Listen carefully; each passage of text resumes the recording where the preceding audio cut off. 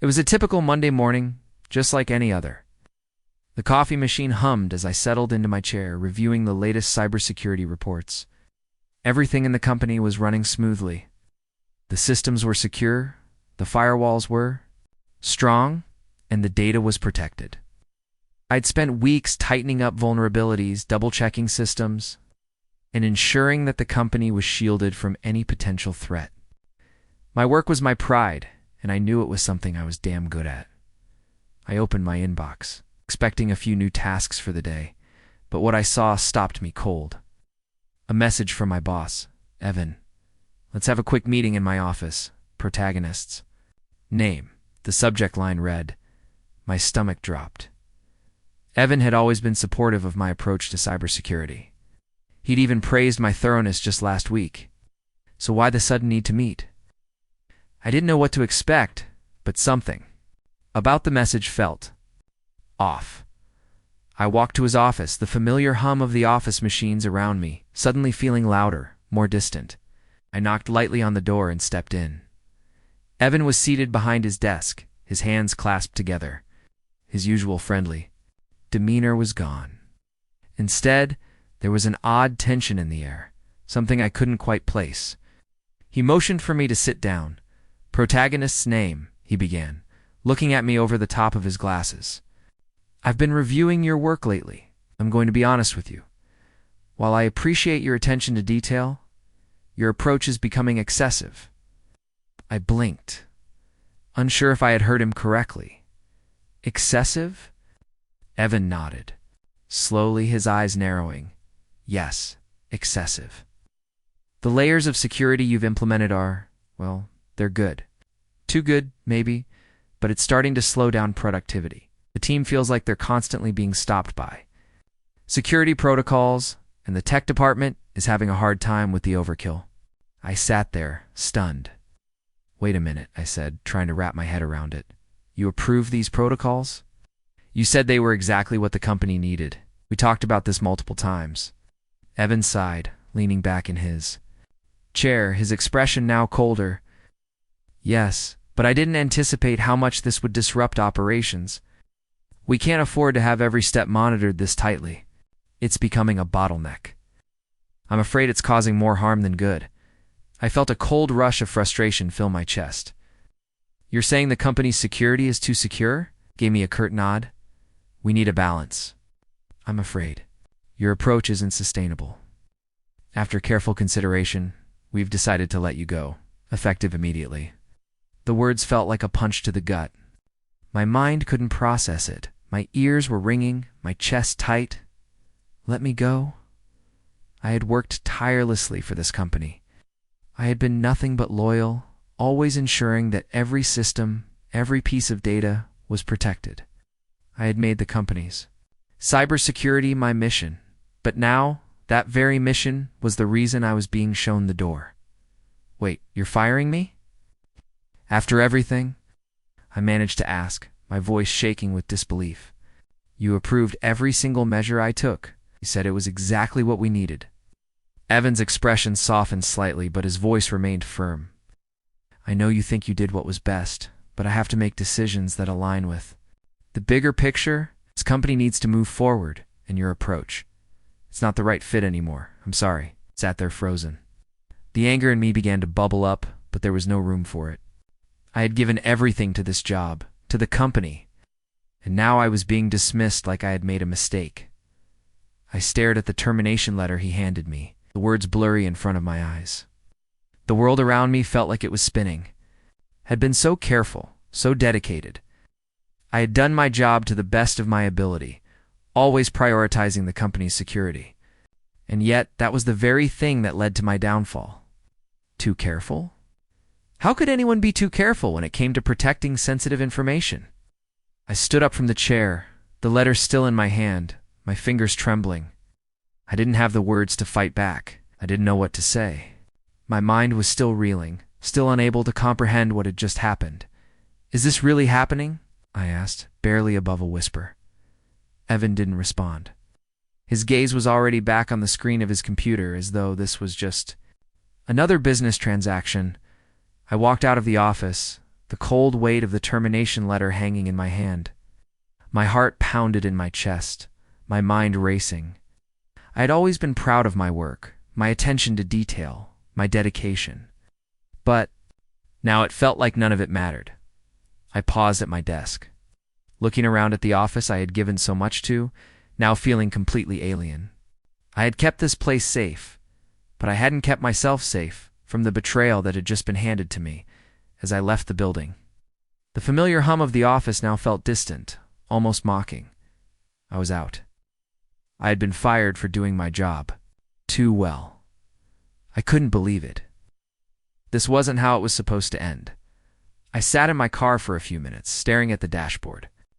The weight of the termination letter still in my hand, my thoughts swirling like a storm in my head. How did it come to this? How had I gone from the company's star cybersecurity specialist to being fired for doing my job too well? Closed my eyes and let the memories flood in the countless hours spent in front of a screen. Analyzing code, running vulnerability tests, patching up holes in the system. It was never glamorous work. It was the kind of thing people only noticed when something went wrong. But I didn't mind the quiet. I took pride in it. I liked knowing that I was the reason our company's data was safe, our sensitive information was protected, and that we could operate without worrying about breaches. When I first joined the company, the IT department was a mess. The network was full of holes, the security protocols were outdated, and no one had taken the time to properly train the staff. It was my job to change all that. I remember my first big project, a full security overhaul that took months to complete. I worked late, sometimes all night, reviewing firewalls, encrypting communications, and setting up new security measures. It felt like my second home, a place where I could truly make a difference. And make a difference I did. The company didn't just survive, thrived. We avoided data breaches, fended off ransomware attacks, and built a reputation for being ahead of the curve in security. I was proud of the work I had done. I had helped protect sensitive data client information, financial records, and in doing so, I helped the company grow. There was always a sense of pride in that. I knew the company's success was built on the foundation I helped create. Every time the CEO mentioned cybersecurity at a meeting, I could feel the gratitude in their voice. I was part of the team that ensured things ran smoothly, that the company was protected from external threats. Every compliment, every word of praise made it all feel worth it, but it wasn't always easy. I put in long hours, often working on weekends, getting lost in code, staying up until the early hours of the morning just to make sure everything was airtight. I sacrificed time with friends, with family, for the sake of the company's security. It was a commitment I had made, and I never thought twice about it. Security was my responsibility, and I took it seriously. I remember when Kevin came on board as the new boss. He seemed like a breath of fresh air, at first full of ideas, eager to take the company to new heights. I thought, here we go. Is our chance to truly excel. And at first, it seemed like he saw the value in my work. We had several discussions about strengthening our security, about going above and beyond what was required to protect the company's assets. He was all about innovation, and I thought, maybe this is exactly what we need. There was a time when I felt like I was getting through to him. Kevin praised the work I had done, and we even started looking at future security projects, things that could put the company even further ahead of the curve. We talked about implementing multi-factor authentication, encrypting data at a deeper level, didn't even looking at more advanced machine learning tools to detect potential threats. I was excited. This was the kind of challenge I thrived on, the kind of work I could pour my energy into. I recall the last meeting we had before everything changed. It was one of those busy days where the pressure was high, but it felt like the entire team was on the same page. We were discussing some new security measures for an upcoming project. Kevin was nodding along, asking the right questions. He even mentioned that I was doing a good job. For a moment, I felt like things were aligning. We were building something solid, something that would take the company's security to the next level. But then everything shifted in hindsight. I should have seen the warning signs. The first cracks started appearing in Kevin's attitude not long after we implemented more stringent protocols. It was subtle at first, Small comments here and there, little dismissals of the extra steps I was taking, but I brushed them off. I thought, he's just adjusting to the pace. I'll see the value in it eventually. But deep down, I had started to feel that growing tension, the shift from cooperation to conflict. The more I pushed for safety, the more Kevin pushed back. I felt like I was being backed into a corner, doing what I thought was right. Trying to protect a company that had relied on me, but realizing that it wasn't enough anymore. His priorities had shifted. I wasn't just securing systems. I was becoming the obstacle. The shift in Kevin's attitude left me confused. I thought I had earned his trust. Thought we were a team. But now looking back, I realized that everything I did to protect the company, every decision, every security measure was seen as excessive. The very thing that made me proud to be part of this company was now the reason I was being let go. I sat there, reflecting on everything I had worked for. The countless nights I spent ensuring the company's network was safe. The long hours, the dedication, the commitment, it had all led me here to a place I never imagined I would be. Out of a job. Fired for doing the one thing I was hired to do. The first sign that things were changing came quietly, almost imperceptibly. It was a small comment during one of our weekly check-in meetings, but it sent a ripple of doubt through me. I was going over the final steps for implementing a new round of network encryption, explaining to the team why this extra layer of protection was necessary. I'd done this countless times before, laying out the specifics, making sure everyone was aligned. But when I turned to Kevin for his feedback, I saw the shift. He was sitting at the head of the table, arms folded, his usual enthusiasm replaced by something colder, more calculating. "Do we really need this?" he asked, his voice casual but edged with a tone I hadn't heard before. "I understand the need for security, but this seems ... excessive. We're talking about a small risk. Here, aren't we? We're losing time, and frankly, it's starting to slow us down." The words hung in the air, and I could feel the unease in the room. My team looked at each other, unsure of how to respond. "Kevin, the risk may seem small, but if we don't take these precautions now, it could escalate," I explained, trying to remain calm. "These measures are here to protect us. A breach, even a small one, can cost us millions. The reputation, the data loss, these are things we can't afford." He waved a hand dismissively. "I get that, but we can't keep doing everything.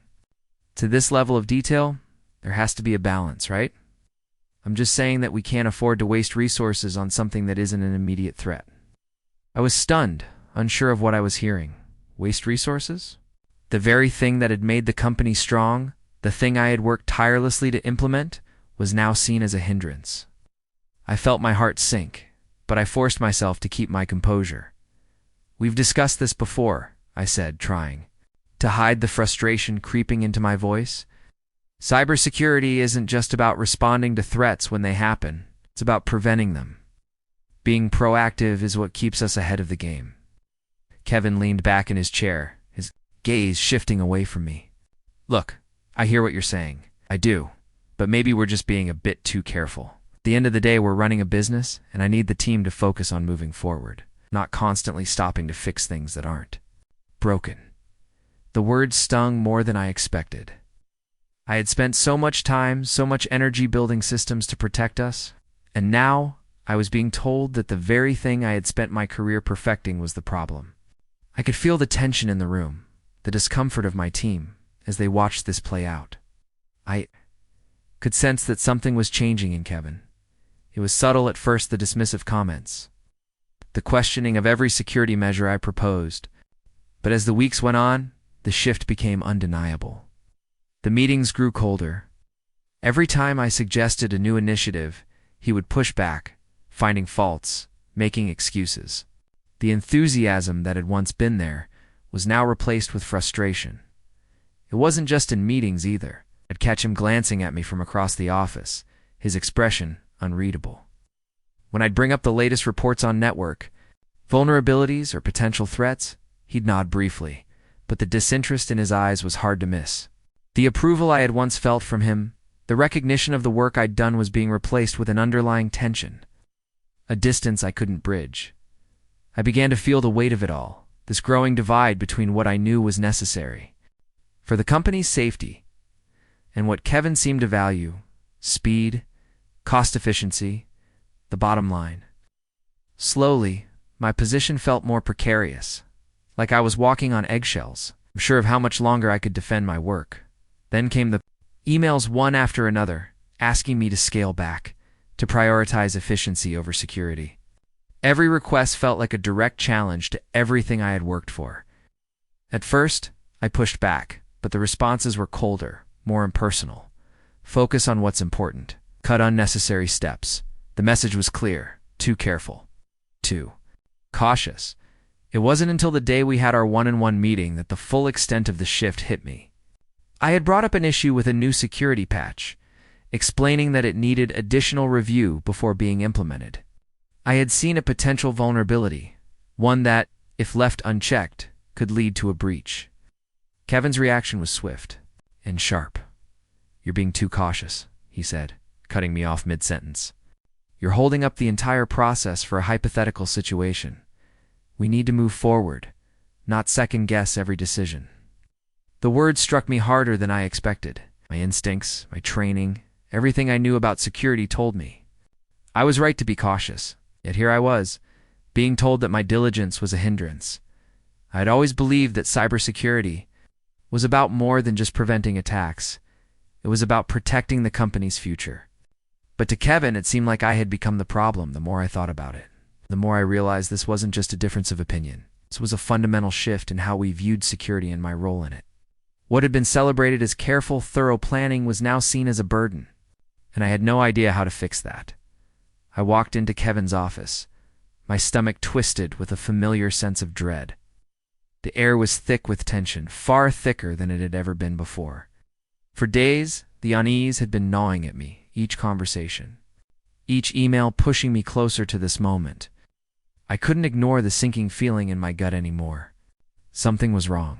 I knew this meeting would be different from all the others. Kevin's desk was cluttered with papers, and he barely looked up as I entered. His expression was cold, distant, nothing like the warm, enthusiastic leader who had once made me believe we were a team. The walls of his office felt like they were closing in on me, but I stood my ground, forcing myself to maintain composure. "Have a seat," he said, his voice clipped. I did, but the weight of his words, the tone, felt suffocating. The room was quiet, too quiet, and I could hear the faint hum of the office outside. But it might as well have been silent, because all I could focus on was Kevin and the icy distance between us. "Kevin," I said, trying to keep my voice steady, "what's this meeting about? Is it about the new security measures I've been working on?" He finally looked up, his eyes cold and indifferent. "No, actually. It's about your approach to security." His gaze didn't waver as he spoke, and I could see the flicker of frustration in his eyes. It was the same frustration I had noticed building up over the past few weeks. I felt my heart start to race. "What about it?" "The protocols are necessary. We're protecting sensitive data, preventing breaches. I've worked hard to ensure everything's airtight, okay?" Kevin leaned back in his chair, folding his arms across his chest. "I've reviewed everything protagonist's name, and I've come to a decision. The measures you've put in place, while thorough, are slowing down the company's progress. The team is getting frustrated. Your caution has become a bottleneck. We can't afford to keep operating at this pace." My chest tightened. The room beginning to spin. "You're saying that being cautious is the problem? That everything I've done to protect the company, all the time I've spent securing our assets, is now seen as a burden?" Kevin's expression hardened. "Yes, I am. You've been too careful, too cautious. This isn't about safety anymore, it's about efficiency. We need someone who can make quicker decisions and prioritize the company's growth over these unnecessary precautions." I could feel the blood rush to my face, my thoughts racing. Every ounce of loyalty, every hour spent safeguarding this company, everything I had done to protect it, was suddenly being dismissed. I had worked tirelessly for this place, knowing that one wrong move could cost us everything. And now Was being fired for that very reason? How can you say that? I managed to ask, my voice shaking with disbelief. How can you say, I'm the problem? I've kept this company safe. You know how many attacks we've stopped? How many breaches we've avoided? This wasn't just my job, it was my responsibility to protect us. Kevin sighed, rubbing his temple. I understand that, but you've taken it too far. You've become obsessed with perfection, and it's causing unnecessary delays. I need someone who can see the bigger picture, not someone who's focused on preventing every single risk, no matter how small. The room felt like it was closing in on me. I couldn't process what he was saying. I was too careful. I had spent years building something that worked. I'd kept the company secure from threats, from breaches, from everything that could have brought us down. And now, I was being fired for doing my job too well. How could you do this? I whispered, my voice cracking. You hired me because you saw the value in what I was doing. You told me we were on the same page. Now you're telling me that all of that doesn't matter?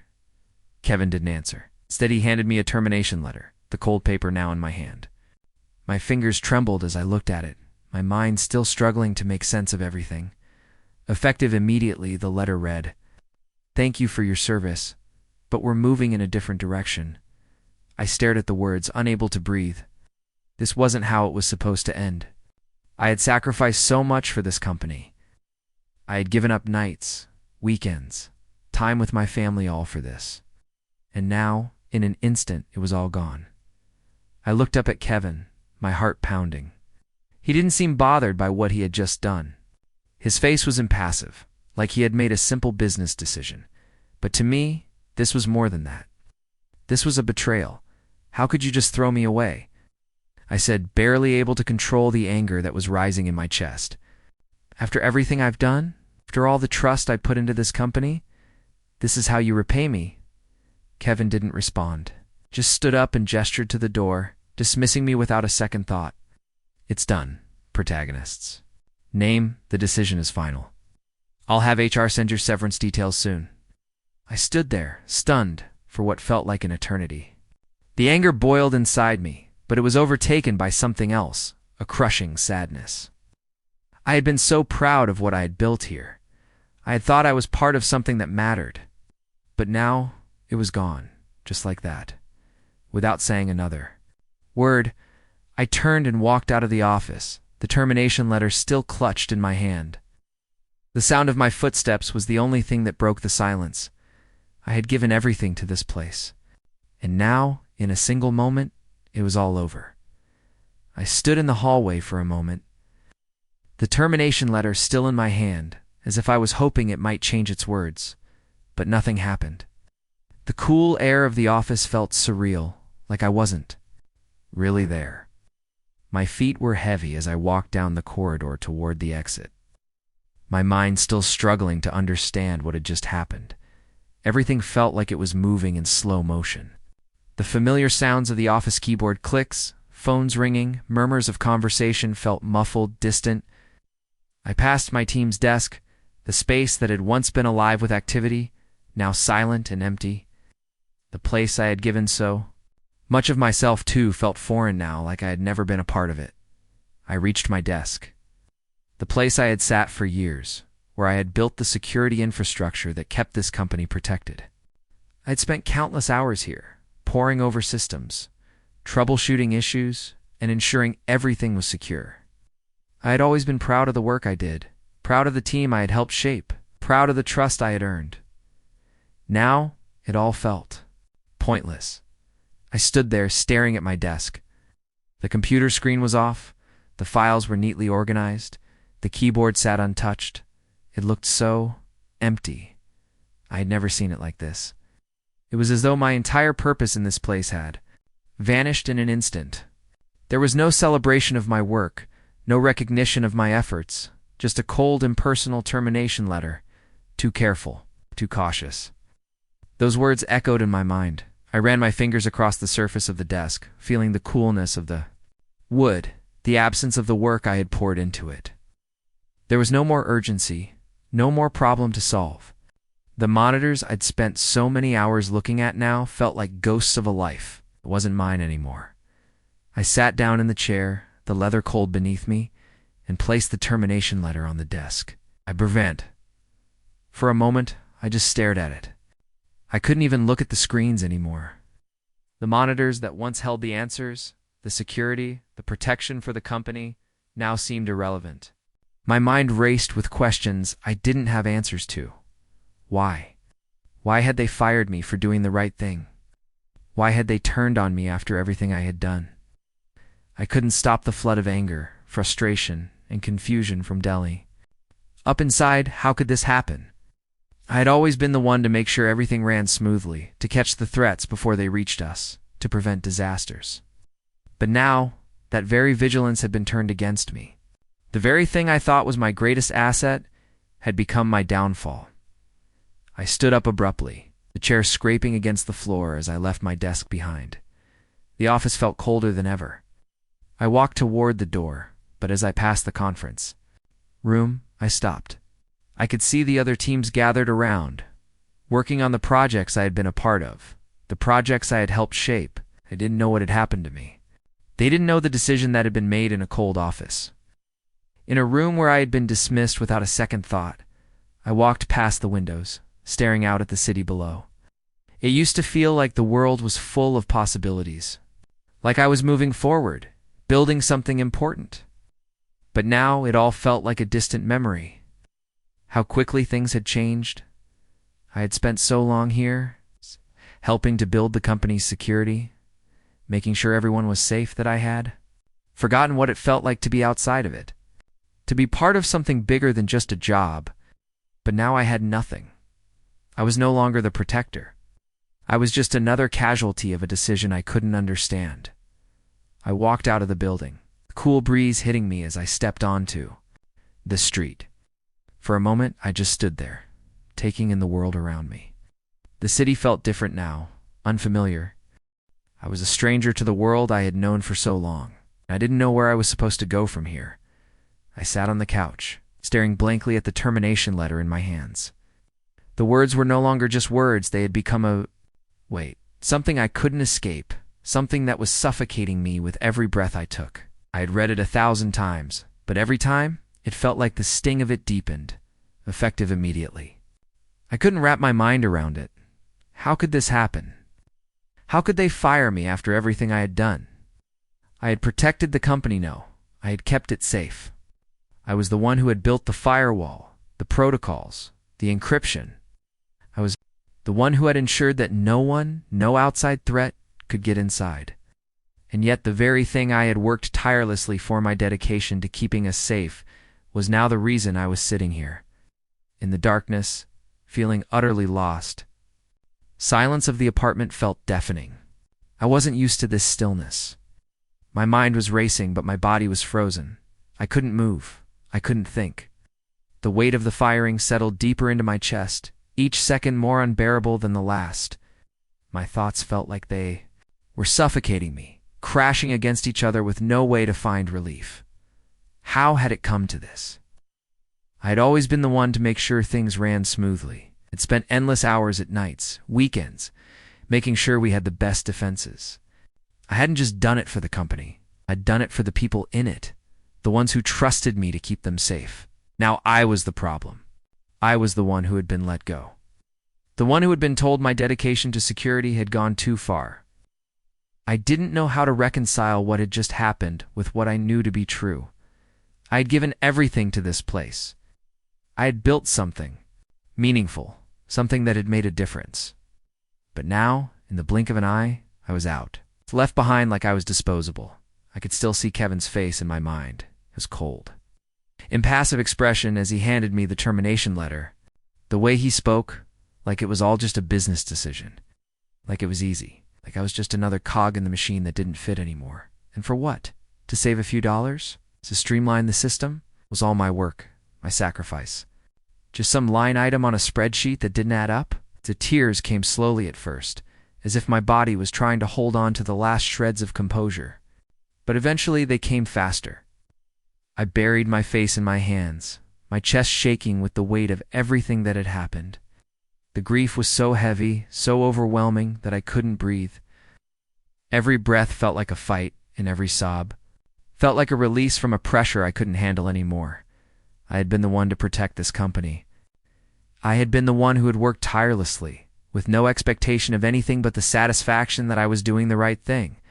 But none of that mattered. I wasn't being recognized for my work. I wasn't being thanked for my efforts. I was being discarded, like I was nothing more than an obstacle. The loneliness settled in next. It was a deep, aching emptiness that I couldn't escape. I had spent years building relationships, making sure the company was safe. Yet now, I was left alone. The phone didn't ring. The emails didn't come. There was no team to call me, no colleagues to check in on me, to tell me everything would be okay. The space around me felt too quiet, too still. I wasn't just alone in the apartment. I felt alone in the world. I felt betrayed by the very people I had given everything to. I had spent years protecting them, and now, in return, they had left me to pick up the pieces of a life I didn't recognize. I looked at the termination letter again. The same cold words stared back at me, effective immediately. It was hard to understand what went wrong. How had everything I've worked for become the very thing that led to my downfall? How could being careful be seen as a mistake? It didn't make sense. I sank further into the couch, the weight of everything pressing down on me. I felt like I was sinking into the darkness, consumed by my thoughts, by the confusion, the grief. It was all too much. I didn't know what to do next. I didn't know where to go from here, and that thought, that uncertainty, was the heaviest burden of all. It had been a few days since the firing, and the initial shock was beginning to fade. The numbness in my chest still lingered, but the raw grief was slowly being replaced by something else, an uneasy sense of reality. The life I had built at the company was gone, and I couldn't keep spinning in circles, hoping things would magically change. I had to face the truth. I had to find a way forward. The apartment felt less oppressive now, the silence more bearable. The hardest part was acknowledging the weight of what had happened, accepting that my loyalty, my hard work, my commitment to security, all of it hadn't mattered. I couldn't keep drowning in that thought, though. I had to keep moving. I opened my laptop that morning, the screen glowing in the dim light of the apartment. It felt almost foreign, like it had been ages since I used it for anything other than work. I'd always prided myself on my skills, on being an expert in my field. But now, I wasn't just a cybersecurity specialist. I was someone who had to start over. The first step was sending out resumes. I couldn't hide from the truth anymore. I needed a job. So, I opened job boards, filtered through the listings, and tried to find something that would make use of everything I had learned. The search felt disorienting at first. Every job description seemed so far out of reach, so different from what I had been doing. I had been in this field for years, but now, I wasn't just looking for a job. I was looking for a fresh start. I sent out my first application, then another. The process was mechanical at first click. Upload, send, but slowly, something began to shift. It wasn't just about finding a new job anymore. It was about proving to myself that I still had value, that the work I had done mattered. The first few rejections came quickly, their cold emails feeling like punches to the gut, but I couldn't let them stop me. If anything, they gave me more determination. The phone didn't ring with offers, but I kept trying. I met with recruiters, good people, helpful people, who saw the value in what I had done. One recruiter, a woman named Sarah, was particularly understanding. She listened carefully as I explained what had happened. "You've got a lot of experience," she said, her voice warm but professional. "We'll find something that fits." I didn't know if she was just being polite, but it was the first real moment of hope I had since the firing. She asked me about my skills, my experience, what I was looking for in the next role. I spoke with a renewed sense of purpose, focusing on what I had to offer, not just what had been taken from me. There was a power in speaking about my skills with confidence, something I hadn't done in days. For the first time in what felt like forever, I remembered who I was. I left that meeting with a sense of clarity. I didn't know what the future held, but at least I was taking steps toward it. I wasn't just waiting for something to happen. I was making it happen. Back at home, I sat at my desk and scrolled through more job listings, my eyes scanning the titles with renewed focus. Cybersecurity consultant, security architect, risk management specialist. These were roles I could do in my sleep. The uncertainty of the last few days began to fade, replaced by a sense of determination. I wasn't starting from scratch, I was building on everything I had done up until now. The company hadn't defined me, I defined myself. With every application I sent out, I felt a little lighter. Each resume I submitted, each conversation with a recruiter, chipped away at the weight of the last few days. This wasn't just about finding a new job, it was about reclaiming my confidence, my self-worth. I didn't need Kevin's approval to prove I was good at what I did. I didn't need the company to validate me. I was valuable because of the skills I had, the work I had done, and the experience I carried with me. That couldn't be taken away. As the evening approached, I sat back in my chair, stretching my arms above my head. It wasn't much, but it was a start. I was facing reality, accepting the loss, but not letting it control me. The future was still uncertain, but I was ready to move forward. The first step had been taken, and now there was no turning back. It had been a few days since the firing, but I couldn't shake the feeling that I was still trapped in the same cycle of confusion. I had tried to process it, tried to convince myself that I was better off, but the anger kept bubbling up. Frustration, the need for answers was growing with every passing minute. I had to confront Kevin. I had to know why I was fired, why all my hard work had been dismissed so coldly. There was no way I was going to move forward without at least understanding the truth. I called his office early in the morning, before I had even fully prepared myself. His secretary picked up on the first ring, and after a few moments of hesitation, I found myself scheduled to meet with him that afternoon. When I walked into Kevin's office, the air felt thick. The same sterile atmosphere, too clean, too controlled. His office looked like it belonged in an airport terminal, not a place where real decisions about people's lives were made. He looked up at me when I entered, his eyes giving nothing away, his expression neutral. Kevin said flatly, gesturing to the chair across from his desk, "Please, sit." I didn't sit. Instead, I stood there, my hands clenched at my sides, struggling to contain the anger that had been simmering since the firing. "I need answers." "Kevin," I said, my voice a little sharper than I intended. "I need to understand why I was let go," Kevin sighed, adjusting his glasses as if this was just another routine discussion. "Look, I've already explained this. We need to make some changes in the direction the company is heading. Your approach to cybersecurity was too thorough. You were making things difficult for the team, and the delays were affecting productivity. It's nothing personal. It's a business decision." I felt my chest tighten as I listened to him speak to thorough. I had protected the company. I had prevented breaches, kept sensitive data secure. Everything I had done was in the best interest of the company. Yet, here he was, standing in front of me, acting like I was the one who had caused the problems. "This isn't about being thorough, Kevin," I said, my voice rising. "This is about your unwillingness to understand the importance of cybersecurity. You're putting profit and speed ahead of what's really at stake here. You've put this entire company at risk, and you're using cost-cutting as an excuse. That's not the truth, and you know it." Kevin shifted in his chair, visibly uncomfortable but unwilling to back down. "I don't know, would you expect me to say, 'The decision has been made, and that's the end of it. I'm sorry it didn't work out, but it's a business decision. Can't afford to keep operating with the same level of caution." I shook my head, my frustration growing. "You don't get it, do you? You're not seeing the bigger picture? It wasn't about being cautious for the sake of caution. It was about protecting what we had, protecting the clients, the data, the reputation. I built that. I protected that, and now you're telling me that I'm the problem?" Kevin's expression hardened, but he didn't offer anything else. His lack of empathy, his refusal to acknowledge the value of my work, was becoming too much to bear. "Look, protagonists. Name, this is how business works. It's not personal. It's just the way it is." The words felt like a slap to the face. Not personal? How could he say that? How could he stand there and dismiss everything I had done as if it didn't matter?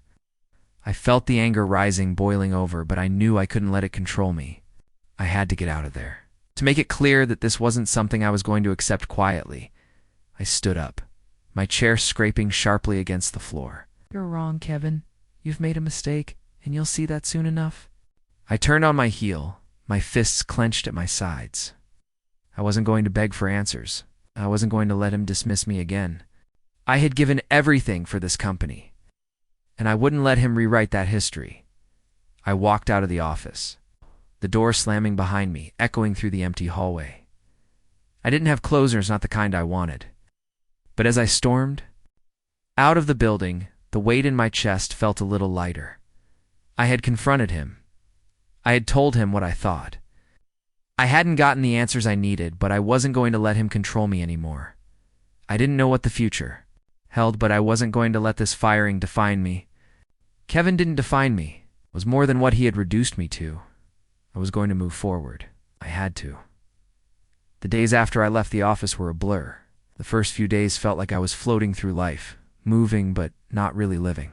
I didn't know how to process everything that had happened. The firing, the betrayal had left me feeling hollow, like I was stuck in a place I didn't recognize. But somewhere, deep down, I knew I couldn't stay there. I couldn't let the anger and confusion consume me forever. I needed to heal. It didn't happen overnight. There were still moments when the weight of it all would crash over me, when I'd think about the company, the work I had put in, and wonder if it had all been for nothing. But slowly, I started to take small steps forward, one day at a time. The first thing I did was take care of myself. I'd spent so many months focused on work, pushing my personal needs aside, that I had forgotten what it felt like to just be. I signed up for a gym membership, something I had promised myself I'd do for years but never followed through on. At first I was hesitant. I hadn't worked out in so long. But when I walked into the gym, I realized something. It didn't matter how long it had been. It was about the now. It was about taking control, one breath at a time. I pushed myself harder than I thought I could. The first few workouts were grueling, but there was a sense of release with every drop of sweat. As I ran on the treadmill, lifting weights, or even just stretching, I could feel the stress slowly begin to melt away. Frustration, the anger, it wasn't gone, but I was learning to manage it. With each session, I grew stronger physically. And mentally, I wasn't just building muscle. I was building resilience. I was reminding myself that I could still take control of my body, my mind, my future, and then came the reconnection. I started reaching out to old friends, people I hadn't spoken to in months, sometimes even years. They were understanding, kind, and willing to listen. It felt good to talk, to laugh, to be reminded that there was more to life than a job. I had isolated myself in the past, thinking that my worth was tied to what I could produce at work, but these conversations reminded me that I was more than that. I was still the same person. My worth was never defined by what I did for a living. One of the first calls I made was to an old friend, Mark, who had been a mentor to me early on in my career. He was surprised to hear from me, but happy to catch up. Talked for hours, not about work, but about life, about the things we had forgotten to appreciate. We talked about traveling, about hobbies, about everything that had fallen by the wayside. As we got caught up in the daily grind, that conversation was a turning point. It reminded me that there was a world outside of the office, a world I had forgotten existed. I also revisited old passions. I dusted off my guitar, an instrument I hadn't touched in years. The music was soothing, almost like a form of therapy. As I strummed the strings, I found myself lost in the rhythm, in the sound. It wasn't about being perfect. It was about reconnecting with a part of myself I had abandoned. The music reminded me that life wasn't about the job you had. It was about the experiences. It's the moments you cherished. I started to enjoy the simple things again, going for walks in the park, reading books I had put off, cooking meals for myself that didn't feel like a chore. The things that once seemed mundane now felt like gifts. I had forgotten what it was like to slow down and appreciate the world around me. And now, I was learning to enjoy it again. I began exploring new opportunities too, not just in terms of work, but in the way I approached life. I started networking, but it wasn't just for a job. It was for connections, for new experiences, for growth. I attended workshops, met new people, and learned new things about myself. Every conversation, every new skill added a new layer to who I was becoming. I wasn't defined by what had happened in the past. I was building something new, brick by brick. Through all of this, I realized something that had been so hard to accept. The firing, the betrayal, it didn't break me. It had the potential to, but it didn't. I had the strength to rebuild, to recover, to find joy and fulfillment outside of work. The road wasn't always easy, and there were days when the anger and confusion resurfaced. But they no longer controlled me. I had learned that I didn't need to rely on one company, one job, to define who I was. I was stronger than that. I was resilient. I would never forget that. The city was quiet in the early morning hours, the first light of dawn spilling over the horizon. It had been a few months since the firing, but I still remembered the weight of that day, the shock, the anger, the betrayal. It felt like a lifetime ago, though it wasn't, but somehow everything had changed. I had changed. I stood by the window, my hands resting on the cool glass, looking out at the soft glow of the sunrise. The world was waking up, and I was waking up to the same life I had before, but to something different, something new. The weight of the past few months had taught me more than I had realized, and now, as I watched the world come alive, outside I realized just how far I had come. There had been days, weeks even, where I had doubted myself. I had questioned my worth, wondered if I had been too focused on the wrong things, too careful for my own good. But now I could see the bigger picture. I had given everything to a job, to a company, but it didn't define who I was. The job I had lost didn't take away my skills, my passion, or my worth. In the quiet moments of reflection, I found peace. The anger I had held on to for so long had started to fade. There was no need for resentment anymore. I had learned that I could move on, that I could rebuild, and that the experience, as painful as it had been, had only made me stronger. I had built my career on protecting others, on ensuring security. But now, I realized that I needed to protect myself to not just from threats in cyberspace, but from the things that threatened my peace of mind. The lessons I had learned weren't just technical, they were personal. I had learned the value of self-worth, the importance of resilience, and the power of growth. I walked outside, stepping onto the balcony, the cool breeze brushing against my face. The world felt different now. The future was full of possibilities, and I was no longer afraid of the unknown. The firing had been a turning point. It had hurt, but it had also freed me. Freed me to explore new opportunities, to embrace new paths, and to find fulfillment outside the confines of a company that had once defined me. I thought about the path ahead, about new opportunities, new challenges. There was a sense of peace in knowing that I was in control of my own future now. No longer weighed down by the past, I was ready to move forward with renewed strength. As I stood there, the sun rising higher in the sky, I realized that this was my new beginning. The world ahead of me wasn't defined by the past, it was defined by what I chose to create. I had accepted the betrayal, had forgiven the pain it caused me, and now I was ready to step into a future where I could finally be who I was meant to be.